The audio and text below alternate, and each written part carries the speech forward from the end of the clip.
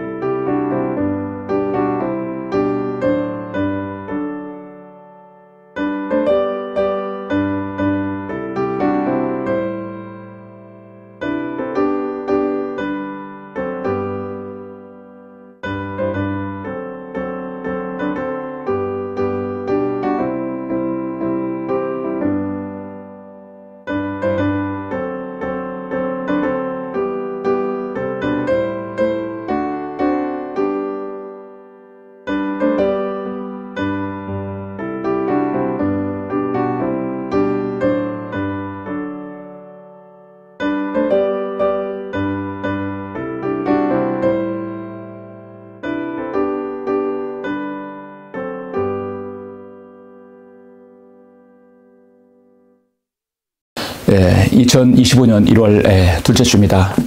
오늘 둘째 주 하나님 말씀은 고린도후서 10장 12절부터 18절까지입니다. 오늘 말씀은 사도 바울의 서신 고린도후서 10장 12절부터 18절까지의 말씀입니다.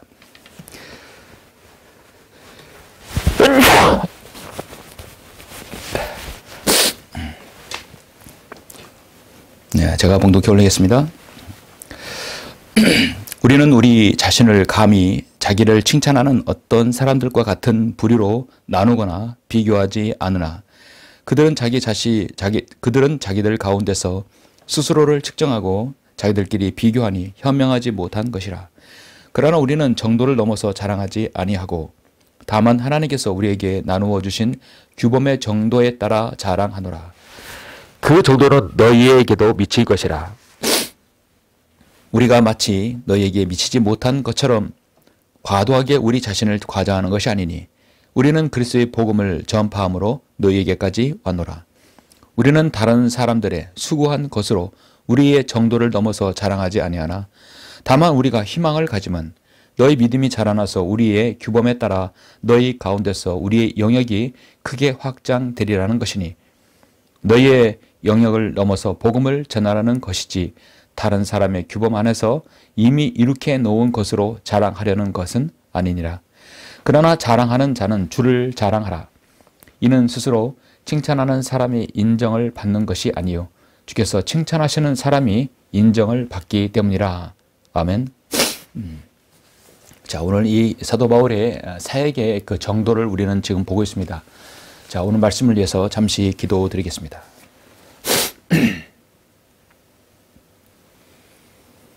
전능하시고 위대하시며 참으로 존귀하신 아버지 하나님, 감사와 영광과 찬양을 돌려드립니다. 하나님 앞에 무지한 죄인이었고 참으로 죽으면 영원히 지옥에서 고통을 당할 수밖에 없고 파멸할 수밖에 없는 저희 인생들을 주님의 그 크신 사랑과 보혈의 공로로 저희들을 구원해 주셔서 감사합니다. 사도 바울이 주님을 따랐던 것처럼 우리도 여전히 주님을 따르고 사도 바울을 따르는 성도들이 되길 원합니다. 사도 바울은 오늘 말씀에서 어떤 사역을 행하였는지 어떻게 주님을 따랐는지 우리는 보고자 합니다. 그 사역의 중요한 원칙을 우리도 동일하게 따를 수 있도록 주님 인도하여 주옵소서. 광야설이 선교회 모임을 하나님께서 함께해 주시고 지속적으로 주님을 드높이는 이 선교회가 될 수 있도록 인도하여 주옵소서. 복음을 전하고 싶은데 전할 수 없고 또 열정이 있지만 도구가 없어서 말씀이 없어서 전하지 못하는 안타까운 성도들 주님 위로하여 주시고 광야설의 선교회는 그것을 미력 하나마 아버지 하나님 사역을 돕길 원합니다. 주님께 사역을 축복해 주시고 함께해 주시옵소서. 이 사역을 위해서 기도하는 모든 아름다운 지체와 또 후원하는 귀한 성도들 주님 기억해 주시길 원합니다. 오늘의 이 말씀 기름 부어 주십시오. 주 예수 그리스도 이름으로 기도드렸습니다. 아멘. 오늘 말씀의 제목은 바울의 직무대행이라는 말씀의 제목으로 잠시 설교하겠습니다. 바울의 직무대행입니다.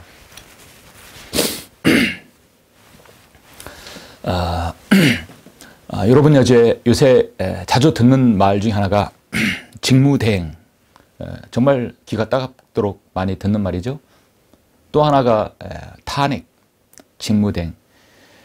2024년 말미부터 시작해서 올해 2025년 1월이 지났지만 여전히 이런 말들이 우리 생활 속에서 많이 나옵니다. 작년 12월 5일, 3일에 윤석열 정부의 비상계엄으로 인해서 온 세상이 들썩거렸습니다. 야당은 윤석열 대통령의 탄핵 소추안이 국회에서 결국 가결되도록 함으로써 윤석열 대통령의 직무가 12월 14일부터 정지되었습니다. 정지되었지만 여전히 대통령의 신분을 가지고 있습니다. 그 시점부터 한덕수 국무총리는 또 대통령 권한대행이라는 그 직책으로 이제 업무를 수행했었습니다. 그런데 그도 12월 27일 날 14일간 대통령 권한대행을 하고 또 야당으로 인해서 또 탄핵이 되었습니다. 이렇게 함으로써 2024년 12월 27일 한덕수 국무총리 탄핵 소추안이 국회에서 가결되므로 직무가 정지되었습니다. 대통령을 권한을 행사할 수 있는 사람이 없는 거죠. 그렇게 됨으로써 12월 27일 날 승계 2순위인 부총리급 경제기획부 재정부 장관인 최상목이 바로 권한대행을 하게 되었습니다. 그래서 지금 바로 이 부총리 겸 재정부 장관이 지금 현재 바로 우리나라를 지금 현재 대통령 권한 대행을 하고 있는 것이죠. 헌정사상 민주화 이후로 최초로 2순위까지 승계된 사례를 우리는 보고 있습니다. 현재 우리나라는 대통령 직무 정지됐고, 국무총리 직무 정지되었고, 법무부 장관, 국방부 장관, 행정안전부 장관, 방통위원장, 중앙지검장, 중앙지검차장, 중앙지검 반부패 부장, 경찰청장, 서울경찰청장, 서울 그다음에 육군참모총장, 방첩사령관, 수방사령관, 특전사령관, 정보사령관, 방첩사 1처장, 방첩사 수사단장. 우리나라가 정상적으로 굴러가려면 이제 입법부와 사법부와 행정부가 잘 균형을 이루어야 되겠죠. 물론 이제 입법부는 사람도 있지만 이 행정부, 나라의 행정을 맡아 관리하는 이 국무위원들, 가장 중요한 부분이 바로 18명, 특히 여러분 그 국방부 장관과 법무부 장관, 육군 참모총장의 자리가 없습니다. 그 위에 국무총리도 없고 대통령을 권한을 행사할 수 있는 사람이 직접 그 자리가 공석입니다. 그래서 모두 다 그 뒤에 후순위인 승계 후순위인 사람들이 대행 체제를 갖고 있습니다. 한마디로 직무대행 그런 우리가 전국을 맡고 있는 것이죠. 어떻게 보면 대한민국 전체가 지금 요인들이 공석인 상태입니다. 지금은 대한민국의 상황은 사실상 행정 마비에 가까운 공석의 대행 체제의 상황이죠. 이런 시대는 일찍이 본 적이 없었을 것입니다. 저도 처음입니다. 여러분, 이것은 다수결 원칙이 만든 민주주의 폐해이고 단점이라고 할 수 있습니다. 다수결로 땅땅땅 처리하면 모든 것은 다 그렇게 가결되는 것이죠. 과거의 헌법의 기초를 만든 학자들은 이렇게 될 줄은 아마 상상도 못했을 것입니다. 입법을 하는 국회의원들이 다수결로 그들이 다수당이 마음에 들지 않고 자신들의 어떤 치부를 드러나게 한다면 여지없이 다 탄핵시켜서 다 자리를 비우게 만드는 것입니다. 탄핵. 오로지 한 사람, 한 인간의 범죄를 가리고 죄의 대가를 치르지 않게 하려고 방탄을 하려다 보니 대한민국이 이렇게 지금 완전히 찢어질 수밖에 없다는 것입니다. 우리 그리스도인은 이러한 국정 공백이 어서 빨리 정상적으로 돌아갈 수 있도록 기도해야 합니다. 안전한 대한민국, 안정적인 국정 운영이 되어야 민생의 어떤 경제와 여러 가지들이 잘 돌아가게 되죠. 그러면 우리 국민의 사는 것들이 더 좋아질 수 있습니다. 대통령이 탄핵 소추안이 이제 부결되어서 나중에 다시 돌아온다면, 저는 돌아올 거라 확신하지만 돌아온다면 반드시 이 모든 행정부 관료들은 다시 원상복귀하거나 재임명될 것입니다. 그렇게 되리라 생각하고 기도하고 있습니다.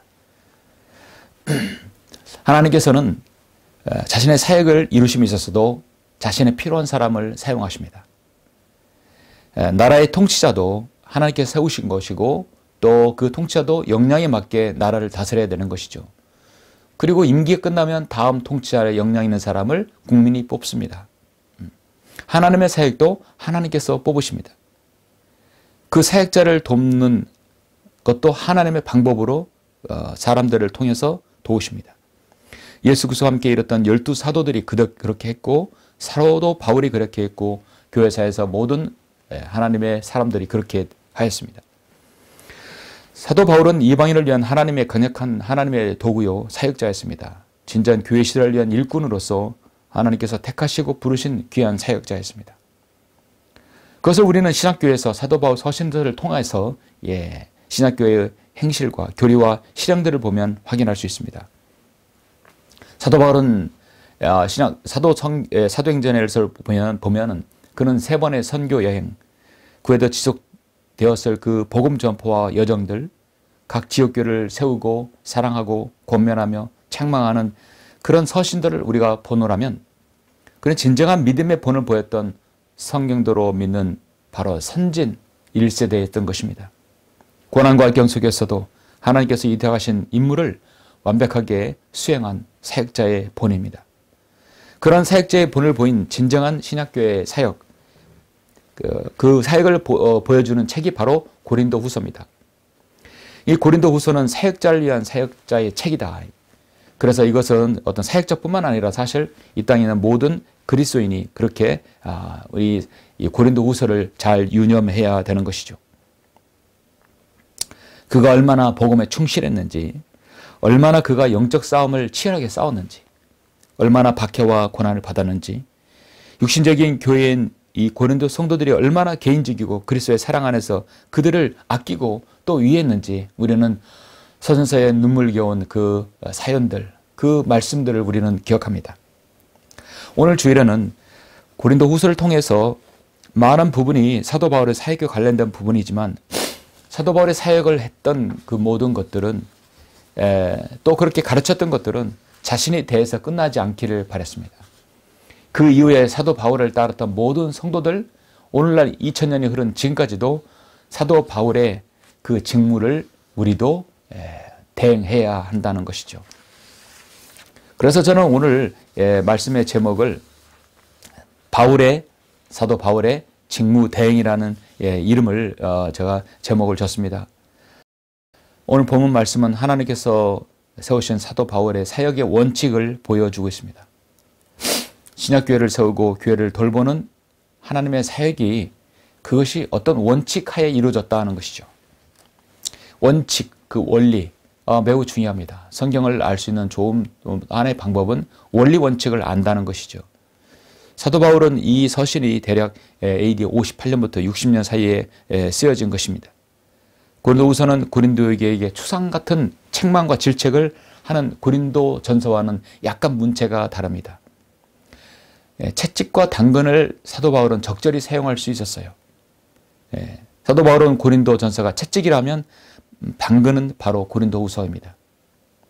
하나님께서 부르시고 위탁하신 사역이라면 이렇게 사역하지 않아야 되지 않냐고 정말 간절하게 그들의 마음을 울리면서 지침을 주고 있습니다. 그래서 이 고린도 후서는 부르심을 받은 그리스도인의 사역이란 책입니다. 럭카 목사님도 이 사역에 관한 정도가 이 바로 고린도 후서에 있다고 그렇게 그 책에서 기록했습니다. 오늘날 우리 한국교회는 현재 교역자, 사역자들이 약 17만 명에 가깝습니다. 6만 개의 교회가 버젓이 이 한국 사람을 대상으로 하여 사역을 펼치고 있습니다. 900만 명, 1000만 명에 가까운 교인 수를 자랑합니다. 인구의 4분의 1이 바로 기독교인이라는 사실이다. 대단한 숫자이죠. 그럼 어디를 가더나 우리는 교회를 볼 수 있고 그래서 자신의 그리스도인, 기독교인이라는 사실을 우리가 알 수 있습니다. 그렇기 때문에 모든 것이 기독교적인 분위기와 그런 것들이 이제 일반적인 현실이죠. 900만 명의 1000만 명의 사람들이 기독교인이라 해서 그 모든 사람들이 다 구원받았다는 것은 아니죠. 예수 그리스도를 주로 고백하고 시인했을 때 갈고 십자가의 구속 사역을 이루신 것을 내 마음에 영접하고 그 주님을 마음에 영접하고 믿었을 때만이 구원받는 것이죠. 교회를 다니는 거하고 구원받는 거하고는 다르죠.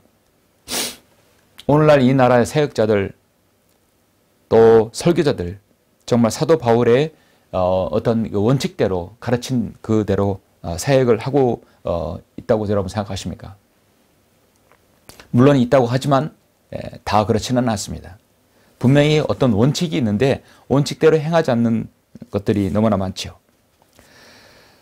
사도행전 20장 24절에서 그러나 나의 달려갈 길을 기쁨으로 끝마치고 내가 주 예수로부터 받은 사역 곧 하나님의 은혜의 복음을 온전히 증거하기 위해서라면 이런 일을 전혀 개의치 아니할 뿐만 아니라 나의 생명을 조금도 아끼지 아니하노라. 예. 사역을 해간다 하면 어떤 일, 고난과 어려움이 있다 하더라도 전혀 개의치 않는다는 것이죠. 사도 바울의 외침이 전혀 생소한 한국교회의 현실은 참으로 개탄하지 않을 수 없습니다. 대다수가 사도 바울의 원칙을 따르지 않는 것이 문제입니다. 그래도 이 나라 이 땅에 바른 하나님의 말씀은 한글 김정일 성경을 최종권으로 믿고 실행하는 많은 지역교회들이 있고 또 그 지역교회가 원칙을 고수하고 가르치고 있기 때문에 그래서 소수의 그리스도인들이 진리에 눈을 뜨고 있습니다. 사랑하는 성도 여러분, 여러분은 오늘날 우리가 여러분이 속한 처소에서 주님을 섬기는 데 있어서 누가 뭐라고 해도 내 신앙만큼은 내가 지키겠다는 일념으로 사람의 숫자를 보지 않고 정말 사도 바울이 가르친 대로 그대로 그 직무를 여러분도 대행하고 있다고 보십니까? 사도 바울의 사역의 원칙을 알면 우리는 그 직무 대행을 그대로 우리도 수행할 수 있어야 됩니다. 주님께서 좀 늦게 오시면 우리 뒤에 있는 사람들도 바로 그들도 사도 바울의 직무를 우리도 대행해야 한다는 것이죠. 대행이라는 말은 성경에서 나오지 않는 단어입니다. 그러나 사도 바울의 사역을 우리가 그대로 이어받았다면 오늘날 저는 이 어떤 시사적인 것을 곁들여서 같이 제목을 줬는데요. 사도 바울의 사역을 원칙을 따라 행한다면 우리도 그 직무를 대행하는 것입니다. 왜냐하면 고린도후서 5장에서 말씀하시는 것 같이 우리도 예수 그리스도의 대사가 되었다고 성경은 분명히 말씀하고 있습니다. 대사는 그 나라를 대표하는 각국의 대표되어가는 사람입니다. 예수 그리스도의 복음을 전하는 사람은 우리는 그리스도의 대사들입니다. 사도 바울의 직무를 우리도 대행하는 것이죠. 내가 그 대열에 함께하고 있는가? 사도 바울의 직무를 나도 동일하게 수행하고 있는가? 사도 바울의 그 사역의 원칙과 정도가 고린도 후서에서 세 가지를 우리는 볼 수 있습니다. 그 세 가지 중에 첫 번째는 바로 사울의 직무 대행, 하나님께서 사도 바울의 사역을 길을 어떻게 말씀하시는가? 하나님의 그 사역을 위임을 받은 사도 바울은 첫 번째로 하나님께서 정하신 규범 내에서만 사역을 해야 한다는 것이죠. 사도 바울은 하나님의 사역을 이방인으로부터 사도 바울은 유대인이었지만 그래서 그는 불러 소명을 받았어요. 하나님께서 불러서 다마스커스로 가는 도중에 불렀어요. 그리고 그를 구원하였고 그가 어떤 사역을 할 것인가? 이방인을 위한 복음 전파의 사역자로 삼으셨어요. 물론 유대인에게도 필요하지만 이방인을 위한 복음 전파의 사역자입니다. 그러면 이방인 가운데 구원받은 사람도 여전히 주님을 따르고 사도 바울을 따른다면 사도 바울의 그 사역의 원칙을 우리도 동일하게 기억하고 따라야 합니다. 그 원칙이 첫 번째가 하나님의 정하신 규범 내에서 사역을 하는 것이죠. 하나님께 정하신 규범이 있습니다. 그 규범 안에서 사역해야 한다는 거죠. 현재 최상목 대통령 권한 대행의 대행은 최근에 헌법재판관을 2명을 임명을 했죠. 그렇게 함으로써 윤석열 대통령의 탄핵 소추안에 의결을 할 수 있는 사람이 6인 체제에서 지금 8인 체제가 됐습니다. 8인체가 됨으로써 좀 더 복잡하게 되었고 그 8인이 결국은 판단을 하게 되겠죠. 그래서 윤석열 대통령이 복귀를 더 어렵게 만들었다는 평가를 받고 있습니다.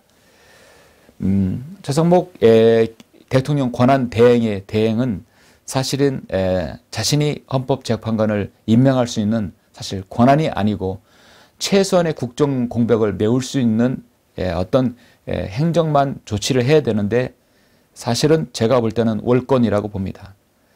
그래서 자신을 임명하고 자신의 주군인 대통령을 탄핵하는데 더 탄핵하는 목적을 일조를 했다고 볼 수 있어요. 결과는 그렇게 되지 않을 거라고 생각하지만 사실 자신이 정한 규범 내에서 한 것이 아니라 규범을 벗어난 것입니다. 그래서 그는 요즘에 참 많은 그런 배신이 있지만 이 최상목도 자신의 권한 이상으로 그것을 임명함으로써 자신에게 그렇게 많은 것들을 베풀어준 대통령을 등에 칼을 꽂는 것이라고 할 수 있었습니다. 또 그렇게 사람들은 평가를 합니다. 하나님께서 정하신 규범 내에서 사역을 하라고 사도 바울에게 가르쳐줬고 그것을 사도 바울은 실행했고 또 가르치고 있습니다. 이 말씀을 고린도후서 10장 15절 16절을 보시겠습니다. 고린도후서 10장 15절을 먼저 보시면 우리는 다른 사람의 수고한 것으로 우리의 정도를 넘어서 자랑하지 아니하나 다만 우리가 희망을 가지면 너희 믿음이 자라나서 우리의 규범을 따라 너희 가운데서 우리의 영역이 크게 확장되려는 것이니 너희의 영역을 넘어서 복음을 전하는 것이지 다른 사람의 규범 안에서 이미 이렇게 놓은 것으로 자랑하려는 것이 아니니라. 중요한 것은 하나님께서 정하신 규범 내에 사역한다는 것인데 다른 사람이 이미 이렇게 놓은 그 기반 위에서 사역하지 않았다 하는 것이죠. 다른 사람이 기초 위에서 사역하지 않는다. 사도 바울은 로마 교회를 세우고 로마의 복음을 전했습니다. 사도 바울의 로마서를 기록했다는 것은 누군가가 바로 로마로 가지 않았다는 것이죠. 사도 바울과 베드로는 동시대 사람이에요. 베드로는 바로 이방인의 복음의 포문을 열었던 사람이고 그걸 활짝 여는 사람은 사도 바울입니다. 베드로는 개바로서 주님이 가장 칭찬받는 제자 중에 이너서클입니다. 베드로도 사도 바울도 모두 주님을 따랐던 신실한 성도이고 신실한 주님의 사역자들이고 또 성경을 기록했습니다. 그러나 베드로가 여러분 로마에서 사역을 했다라면 바울이 로마로 갔을까요? 많은 가톨릭 신자들 로마 가톨릭은 사도 베드로가 로마에 가서 사역을 했다고 하는데요. 전혀 가지 않았습니다. 그래서 로마에서 사역을 펼치고 주님의 그 사역을 했다면 사도 바울이 굳이 로마로 가지 않았을 것이에요. 사도 바울은 바로 로마에서 사역을 펼쳤습니다. 다른 사람의 기초 위에 사역하지 않는 자신의 원칙을 갖고 있었어요. 하나님의 정하신 규범에서 사역했다는 것입니다. 오늘 기독교 신문이나 인터넷 사이트를 보면 교회가 몇 평, 교인 수 몇 명, 보증금 얼마, 그래 교회를 사고 팝니다. 마치 교회 건물과 교인 성도, 교인 수를 마치 상품화해서 같이 파는 것을 볼 수 있습니다. 하나님의 교회를라고 한다면 그 교회를 놓고 장사하는 시대가 바로 오늘날 이 시대입니다. 그런 사람들이 정말 신실하게 사도 바울의 규범을 따라서 사역을 했을까요? 로마서 15장 20절을 보면 잠깐 한번 보시겠습니다. 로마서 15장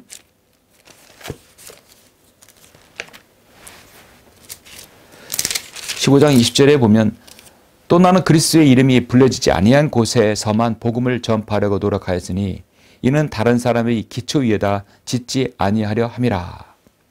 나는 그리스도의 이름이 불려지지 아니한 곳에서만 복음을 전하라고 했다 했습니다.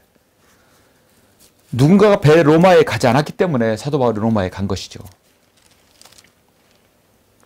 하나님의 사역은 복음의 황무지에서 진리와 공의가 쓰러진 자리에서 하는 것입니다.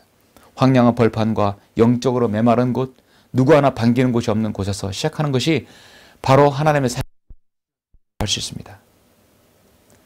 필라델피아 선교 시대 그 사역자들은 자신이 사역지에 누군가가 사역하고 있다면 그곳에 절대로 가지 않았습니다. 그리스도의 이름이 불려지지 아니한 곳에서만 갔습니다. 사도 바울의 직무를 대행하는 모든 성도들, 선교사들, 사역자들은 이 규범을 지켰었습니다. 그곳에서 피와 땀과 노고와 눈물과 젊음과 영양 모든 것을 다 쏟았던 것이죠. 다른 사람의 사역 위해서 한다는 것은 참으로 수고하지 않고 그 위에 숟가락만 얹는 것이 아닙니까? 사역자에게는 그 사역자에 맞는 양들을 하나님께서 그렇게 해서 보내주시고 양육케 하십니다. 그래서 사역은 항상 나로부터 시작하는 겁니다. 조지 밀러는 그의 사역의 비결을 묻는 어떤 사람에게 이렇게 대답했다고 합니다. 나는 제가 그 사역하는 시점으로 내가 죽는 날이었습니다. 그러면서 그는 거의 바닥에 닿도록 그의 몸을 숙였습니다. 조지 뮬러는 죽었습니다. 그의 의견, 그의 선호, 기호, 나의 모든 의지까지도 말입니다. 또한 세상에 대해서도 나는 죽었습니다. 세상의 인정이나 비난까지도 말입니다. 그 후로부터 저는 제 자신이 오직 하나님께만 살도록 하려고 했습니다. 이것이 나의 사역의 비결이요 정도인 것입니다. 고린도후서 1장 9절에서 사도 바울은 우리는 우리 자신 속에 사형 선고를 받았으니 이는 우리로 우리 자신을 신뢰하지 아니하고 죽은 자들을 살리시는 하나님만을 신뢰하게 하라 하심이라 말씀하고 있습니다. 바울의 직무대행, 하나님께서는 바울의 길을, 사역의 길을 어떻게 말씀하시고 있는가? 두 번째로 사도 바울을 따르는 사역은 아무에게도 부담을 주지 않는 사역을 말하는 것입니다. 자발적이고 스스로의 발로에서 나오는 섬김을 말씀하는 거죠. 사도 바울은 한 번도 억지로 옆구리 찔러서 섬김을 하게 하지 않았습니다. 고린도후서 8장 10절을 잠깐 보시겠습니다. 고린도후서 8장 10절, 15절까지 보시면 이 점에 있어서 나의 의견을 표하노니 1년 전부터 시작한 행동이었을 뿐만 아니라 원하던 것이니 너에게 유익한 것이라. 그러나 이제는 그 행동을 실천하라. 그리하여 마음에 준비했던 대로 너희가 가진 것에서 그렇게 실천하라. 먼저 할 마음만 있다면 사람이 가진 대로 받을 것이며 없는 것을 받지는 아니하시리라.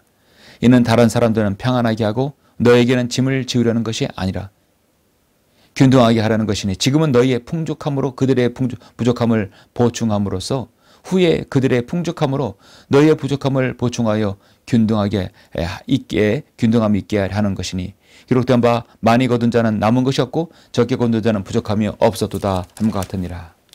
자, 부담을 주지 않는 사역. 좀 더 구체적으로 고린도후서 11장 9절에 보니까 이렇게 말씀합니다. 내가 너희와 함께 있을 때 부족한 것이 있었으나 아무에게도 부담을 지우지 아니하였으니 이는 마게도니아에서 온 형제들이 나의 부족한 것을 충분하게 채워주었음이니라. 이 부담이라는 것은 사역의 부담, 경제적인 부담, 모든 것이 마찬가지입니다. 성도가 어려움을 있었을 때 잘 드리지 못할 수도 있어요. 몸이 불편할 때 잘 섬기지 못할 수도 있어요. 그런데 그까지도 사도 바울은 부담을 주지 않았다는 것이죠. 심지어 연보하는 것까지도 사도 바울은 그렇게 마음에 믿는 대로, 은혜대로 내라고 했지 억지로 내라고 하지 않았습니다. 그래야 내가 모든 일에 너희에게 부담이 되지 않으려고 주의했으며 또 앞으로도 그렇게 하겠노라. 성도에게도 어떤 섬김의 부담을 주지 않았다. 자발적인 발로를, 섬김의 발로를 원했다는 것이죠. 고린도후서 12장 13절에도 보시면 잠깐 보시겠습니다. 고린도후서 12장 13절 17절 보시면 내 자신은 너에게 짐이 되지 않았던 것 외에 너희를 다른 교회들보다 못하게 대한 것이 무엇이냐? 나의 공평치 못한 이 점을 용서하라. 보라 내가 세 번째 너희에게 가려고 준비하였으나 너에게 짐이 되지 않으려 하노라. 자, 짐이 되지 않게 한다. 부담이 되지 않게 한다는 것이죠. 내가 구하는 것은 너희의 물질이 아니라 너희니라. 이는 자녀가 부모를 위하여 저축하는 것이 아니라 부모가 자녀를 위하여 하는 것이기 때문이라. 내가 너희를 더 많이 사랑할수록 나는 사랑을 덜 받지만 나는 너희를 위하여 아주 기꺼이 쓰고 내 자신마저도 쓰리라. 하여간 내가 너희에게 짐을 지우지 않았는데도 교활한 자가 되어 너희의 관계를 붙들었다고 하니 내가 너희에게 보낸 사람들 중에 어떤 사람을 통하여 너희에게 무슨 이득을 탐내더냐? 바울은 탐내지 않았습니다. 사도 바울은 인간적인 발상으로 사역하지 않았다는 것이죠. 사도 바울의 사역 중에서 원칙 중 하나가 바로 절대로 억지로 섬김을 요구하지 않았습니다. 자발적인 발로, 믿음의 발로이야만 이것이 하나님의 사역이라는 것이죠. 아무리 좋은 것이라도 하기 싫으면 만사가 귀찮은 것이죠. 오늘날 어떤 교회들에서 보면 조를 편성해서 어깨띠를 두르고 거리에서 화장지를 나눠주며 커피를 나눠주고 막 이렇게 홍보하는 걸 봅니다. 어떻게 해서든지 사람을 오게 한다는 것이죠. 아무리 좋은 일이라도 내가 하기 싫으면 억지로 할 수 없는 것이 바로 하나님의 사역입니다. 세상 일이라는 것은 하기 싫어도 해야 되는 것이 일이죠. 그러나 사역은 그렇지 않습니다. 주님의 명령이며 주님을 사랑하니까 교회가 좋으니까 당연하다고 생각하면 즐기면 됩니다. 그러나 그것이 주님의 상급을 바라는 것도 문제 있고, 상급을 바라면서 사는 게 아니라 상급은 주님께서 덤으로 주시는 겁니다. 그래서 모든 섬김은 하나마디로 하나님의 은혜가 있어야 되는 것이죠. 감사와 은혜가 있어야 섬김이 될 수 있는 것입니다. 하나님께서는 어떻게든 억지 섬김을 원하지 않습니다. 고린도전서 9장 16절에 보시면 내가 복음을 전할지라도 내게 자랑할 것이 없으니 이는 내가 부득불 해야 할 일을 이기 때문이라. 만일 내가 복음을 전하지 아니하면 내게 화 있으리라. 우리 모든 그리스도인은 복음의 빚진 자입들입니다. 저와 여러분 다 복음을 통해서 구원받았죠. 복음의 빚진 자들입니다. 누군가의 복음, 누군가가 전한 그 복음을 통해서 여러분이 구원받았기 때문에 여러분도 그 사람에게 갚는 것이 아니라 다른 사람에게 갚는 것입니다. 그건 바로 자발적인 섬김이어야 되는 것이죠. 교회가 하나님의 일을 하게 되고 그 모임이 하나님 일을 한다면 재정이 필요하고 또 쓰는 비용도 필요합니다. 그래서 성도가 자원하는 마음으로 연보와 11절 하게 됩니다. 그 모든 성도도 연보도 자원함으로 성경은 말씀하고 있어요. 의미가 아니라 자원함으로 한다는 것이죠.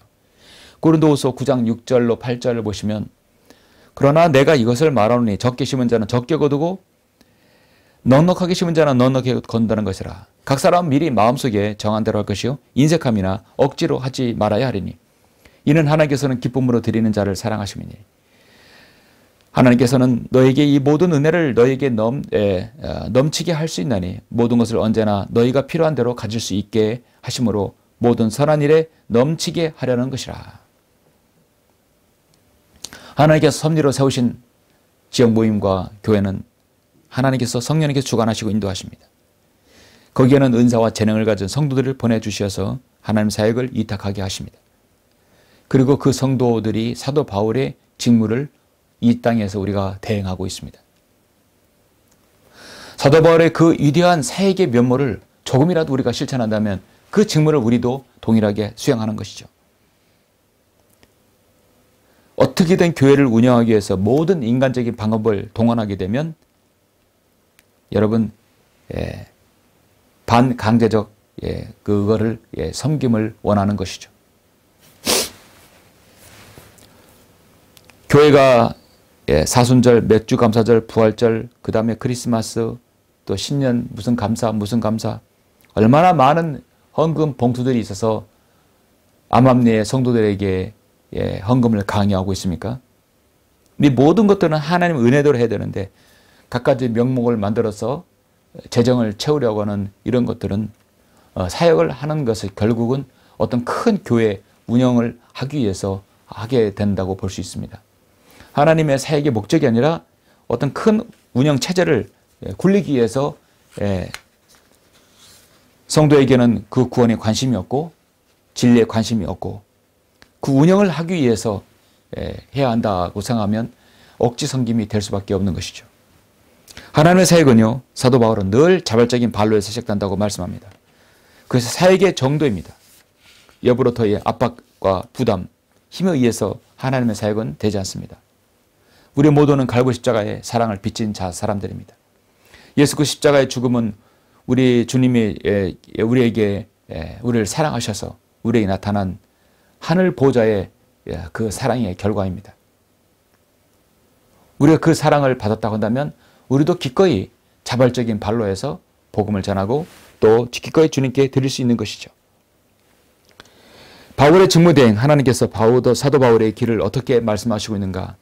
우리가 바울의 사역을 우리 그대로 따른다고 한다면 세 번째로 결과보다는 동기와 과정을 중요시 여겨야 된다는 것이죠. 어떤 결과물보다는 동기와 과정이 더 하나님께 옳아야 된다는 것이죠. 오늘 본문 말씀 고린도후서 12장 10장을 제가 고린도후서 10장 12절부터 제가 14절은 아까 읽지 않았습니다. 자, 우리는 우리 자신이 감히 자기를 칭찬하는 어떤 사람들 같은 부류로 나누거나 비교하지 않으나 그들은 자기들 가운데 스스로 측정하고 자기들끼리 비교하니 현명하지 못한 것이라. 그러나 우리는 정도를 넘어서 자랑하지 아니하고 다만 하나님께서 우리에게 나눠주신 규모의 정도에 따라 자랑하노라. 그 정도는 너희에게 미친 것이라. 우리가 마치 너희에게 미치지 못한 것처럼 과도하게 우리 자신을 과자하는 것이 아니니 우리는 그리스도의 복음을 전파함으로 너희에게까지 왔노라. 자, 그렇게 하고 12장 7절 한번 보시겠습니다. 12장 여러분 7절부터 10절까지 보시면 자, 서벌의 고린도 후서 서신 12장 10절 보시면 7절 보시면 즉기 이러한 계시들의 풍성함으로 인하여 내가 자고하지 않도록 육체의 한 가시 즉 사탄의 사자를 내게 주셨으니 그가 나를 쳐서 자고하지 못하게 하려 함이라. 이를 세 번이나 그것을 내게서 제거해달라고 주께 간구하였는데 주께서 내게 말씀하시기를 내 은혜가 내게 충분하도다. 이것은 내 능력이 약한 데서 온전하게 됨이니라 고 하셨느니라. 그러므로 내가 오히려 매우 기쁘게 나의 약한 것들을 자랑하리니 이는 그리스도의 능력이 내게 거하게 하려 함이라. 네. 그러므로 내가 그리스도를 위하여 약한 것들과 모욕과 궁핍과 박해와 공경을 기뻐하노니 이는 내가 약할 때 곧 강하기 때문이라. 늘 제가 고린도후서를 봉독할 때는 이 사도 바울의 사역을 바로 이 12장 7절로 10절을 제가 참 즐겨 많이 씁니다. 왜냐하면 사도 바울의 그 사역은 항상 그 과정이 중요하다고 이렇게 말씀하고 있습니다. 동기와 과정, 복음을 전하는 것이라면 바른 과정이 있어야 된다는 수단과 그러니까 어떤 좋은 결과를 위해서 수단과 방법을 가리지 않는 죄까지 동원해서 해야 한다는 것. 여러분 세상에 어떤 일이든 대부분 그렇습니다. 어떤 좋은 결과물을 내기 위해서 수단과 방법을 가리지 않는 거예요. 편법도 사용하고 불법도 사용해서 결과물을 만들어 놓는다. 그것은 세상 사람들은 과정을 보지 않고 결과만을 보기 때문에 그렇습니다.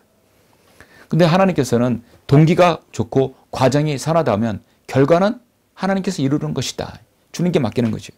동기가 선하고 과정이 선하면 결과는 주님께 맡긴다. 만약에 하나님께서 어떤 사역을 평가할 때 현재 교회의 성도수 자릿수를 따진다고 한다면 어떤 결과물을 가지고 주님께서 이렇게 평가하실 겁니까? 교회의 이치와 장소와 그 다음에 교회 사람들의 머릿수를 따져서 사역에 평가한다면 여의도 순복음교회는 이 세상에서 가장 하나님을 잘 섬긴 사역이라고 할 수 있겠죠? 그렇지 않다는 것입니다. 결과물을 만들려고 편법과 비성경적 방법을 동원하면 안 됩니다. 저는 2, 4년간 참으로 여러 곳에서 복음의 진리를 전하며 주님의 이름을 증거하였습니다. 우리에게는 많은 간증거리가 있습니다. 사역의 증거들이 있기 때문입니다. 저는 어디를 가도 지난 날 동안 주님을 섬겼던 곳에서 저는 할 말이 있습니다. 왜냐하면 그 동기와 과정이 하나님 앞에 선했기 때문입니다. 사도 바울의 사역을 원칙을 따랐기 때문입니다. 사도 바울의 그 직무를 우리가 대행했기 때문입니다. 지금 성도가 몇 명이 모이고 몇 가정이 모이고 무엇을 이루느냐가 중요한 것이 아니라 우리가 선하게 하나님을 섬기는 목적이 분명하고 그 과정이 선하다면 주님께서 인정하시는 것입니다. 주님의 사역의 동기와 과정이 있어야 한다면 따르는 것이 바로 결과만을 고집하는 것이 아니라 따르는 것은 주님께 맡기는 것입니다. 동기와 과정이 선하면 분명히 거기에는 힘들고 고난이 있습니다. 그리고 어려움이 봉착하게 됩니다. 어려움을 봉착하게 돼요. 사도 바울은 주님을 따르면서 많은 어려움들, 가시들이 있었어요. 그것을 사탄의 사자라고 사도 바울은 말했습니다. 그런 늘 건강이 좋지 않았어요. 그리고 그것을 3번이나 제거해달라고 했지만 너는 이 사역을 이루는 데서 과정이야. 그 과정이 너에겐 중요해. 주님은 이렇게 말씀하십니다. 내 은혜가 내게 충분하도다.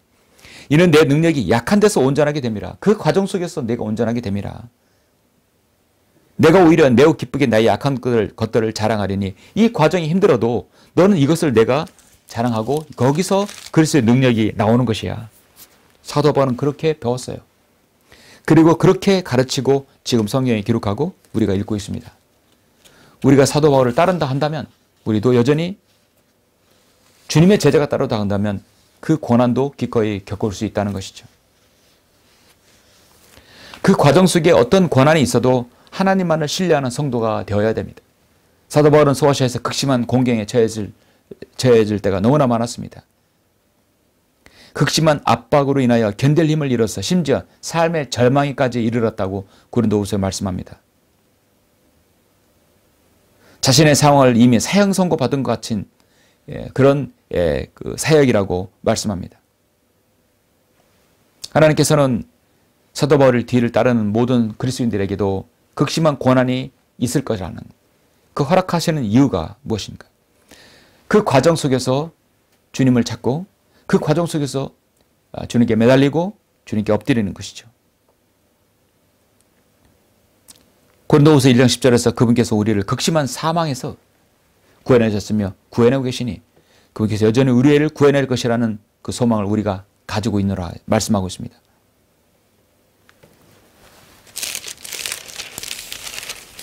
너무나 중요하니까 한번 제가 다시 한번 읽겠습니다. 고린도후서 1장 9절 10절 우리는 우리 자신 속에 새 형성을 받았으니 이는 우리로 우리 자신을 신뢰하지 아니하고 죽은 자들을 살리시는 하나님만을 신뢰하게 하려 함이라. 그분께서 우리를 그처럼 극심한 사망에서 구해내셨으며 또 구해내고 계시니 그분께서 여전히 우리를 구해내주실 것이라고 우리는 그분을 신뢰하노라.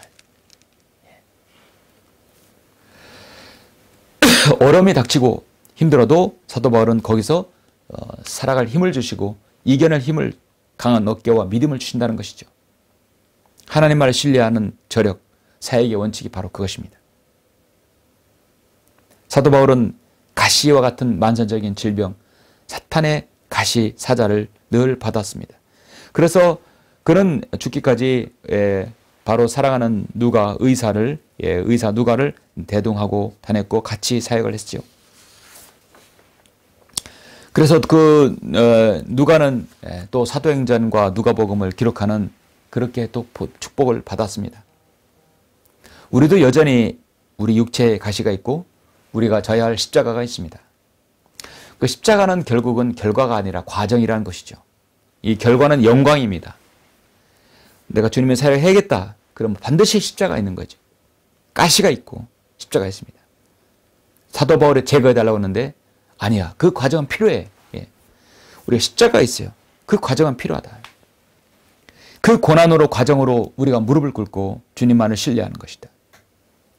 우리 육체의 사도 바울의 가시와 같은 것들로 인해서 우리가 하나님께 감사할 수 있는 그 성숙한 신앙이 우리에게도 필요한 것이죠. 사랑하는 성도 여러분, 말씀을 맺겠습니다. 우리 주님께서는 십자가를 지고 나를 따르라고 분명히 주님께서 말씀하셨습니다. 사도 바울도 고린도전서 11장 1절에서 내가 그리스도를 따르는 것처럼 너희는 나를 따르는 자가 되라. 펠로미, 우리 주님도 펠로미. 사도 바울도 주님을 따르라. 내가 주님을 따랐으니까 너희들 나를 따르라. 그래서 사도 바울은 주님께서 하신 모든 사역을 위임받았습니다. 그리고 그도 신실하게 사역하다 자신의 달려갈 길을 마치고 올라갔습니다. 여전히 우리가 주님을 따르고 사도 바울을 따른다 한다면 여전히 우리가 사도 바울의 직무를 우리도 대행해야 하는 것이죠. 에베소 3장 7절에서 그분의 능력이 효과적으로 역사하신 대로 내게 주신 하나님의 은혜의 선물을 따라 내가 복음의 일꾼이 되었노라. 너희를 위해 내게 주신 하나님의 경륜을 따라 하나님의 말씀을 이루려고 내가 교회의 일꾼이 되었노라고 말씀합니다. 우리는 사도 바울의 직무를 하나님께서 정하신 규범 내에서 사역하고 아무에게도 어떤 부담을 지우지 않고 결과보다는 동기와 과정을 중요시하는 그런 사역의 길을 가려야 될 것입니다. 모두 다 사역자가 되지 않지만 모두 다 사역을 동역하는 동역자가 될 수 있는 것입니다. 시편 104편에서 주께서는 주의 천사들을 영으로 주의 사역자들을 불꽃으로 삼았다 하겠습니다. 이사야 49장 4절에서 내가 말씀드리기를 내가 헛되이 수고하였으며 아무것도 아닌 것과 헛된 것을 위하여 내 힘을 소모했나이다 해도다. 그런 나의 심판이 분명히 주와 함께 있고 나의 사역이 나의 하나님과 함께 있느니라. 그래서 이사야 49장 4절에 보면 나의 사역이 나의 하나님과 함께 있느니라. 사도 바울은 자신의 사역이 하나님께 있었고 또 우리가 주님을 따르고 사도 바울의 이 말씀을 따른다 한다면 우리도 여전히 하나님과 함께하는 사역이라는 것입니다. 이렇게 함으로써 여러분 주님을 따르고 또 사도 바울의 뒤를 따르는 그 직무를 여전히 우리도 수행하는 성도들이 되어야 할 것입니다. 기도하시겠습니다. 위대하시고 존귀하신 아버지 하나님 감사를 드립니다. 사도 바울이 신실하게 주님을 따르고 그 모든 사역의 원칙을 지켰듯이 우리도 동일하게 사도 바울의 뒤를 따르는 그 성도들이 되길 원합니다.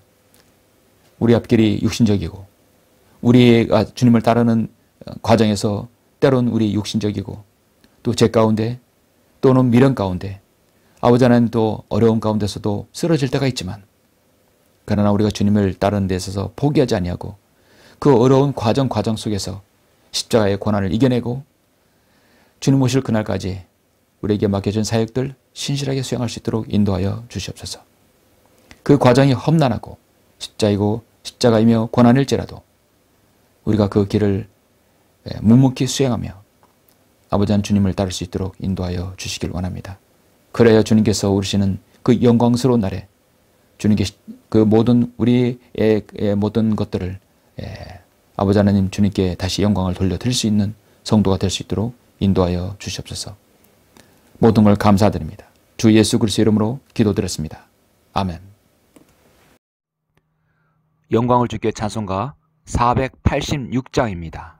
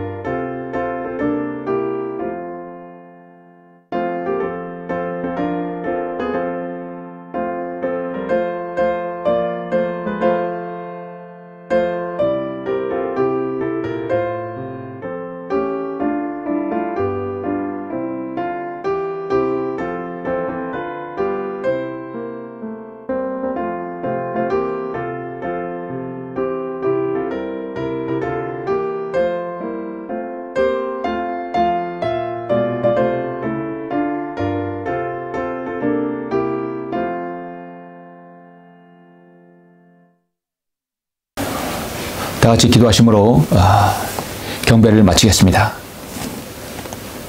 우리를 사랑하시는 아버지 하나님 감사를 드립니다.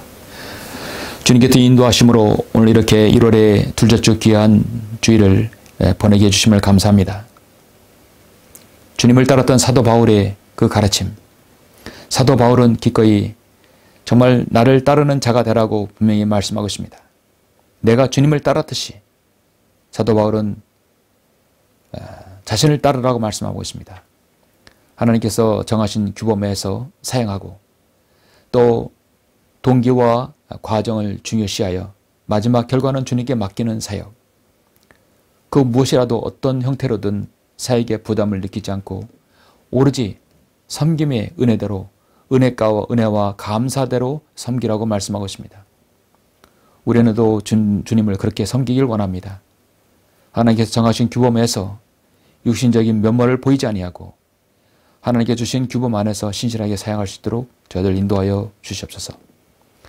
올해 한 해 25년도 앞으로 우리에게 닥쳐질 어떤 일이라도 우리가 주님께서 정하신 규범 내에서 신실하게 감사함으로 은혜 가운데 주님을 섬길 수 있도록 성도들 역사해 주시고 함께해 주시옵소서.